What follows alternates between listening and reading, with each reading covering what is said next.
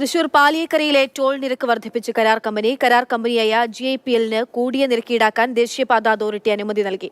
ഒരു ഭാഗത്തേക്കുള്ള യാത്രയ്ക്ക് 5 രൂപ മുതൽ 15 രൂപ വരെയാണ് വർധന.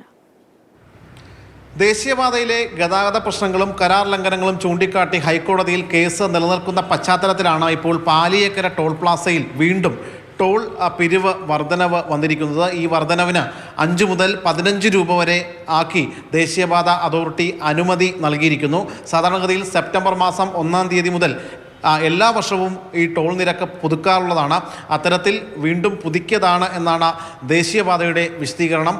അതേസമയം വലിയ തോതിലുള്ള ഗതാഗതക്കുരുക്കും മറ്റുമാണ് ദേശീയപാതയിൽ അനുഭവപ്പെടുന്നത്. ഈ പശ്ചാത്തലത്തിലാണ് വലിയ കൂടിയ നിരക്കിലുള്ള തുക നൽകി വീണ്ടും ഇതിലൂടെ യാത്ര ചെയ്യേണ്ട ഒരു ഗതികേട് സാധാരണക്കാരായ ജനങ്ങൾക്ക് വരുന്നത്. ഈ മാസം 9-ാം തീയതി വരെ ഹൈക്കോടതി പാലിയേക്കരയിൽ ടോൾ പിരിക്കരുത് എന്ന നിർദ്ദേശം നൽകിയിട്ടുണ്ട്. എന്തായാലും 9-ാം തീയതിക്ക് ശേഷമായിരിക്കും പുതുക്കിയ നിരക്ക് പ്രാബല്യത്തിൽ വരിക.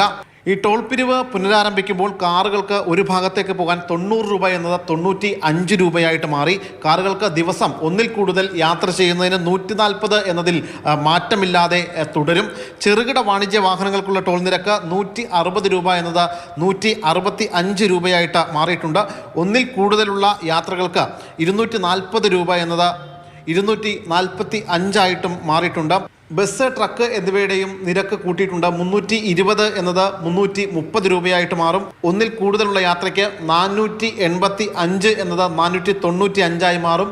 മൾട്ടി ആക്സിൽ വാഹനങ്ങൾക്ക് ഒരു ഭാഗത്തേക്ക് 515 എന്നത് 530 ആയിട്ട് മാറും. 1-ൽ കൂടുതലുള്ള യാത്രയ്ക്ക് 775 എന്നത് 795 ആയിട്ടും പുതുക്കിയ നിരക്ക് പ്രകാരം മാറും.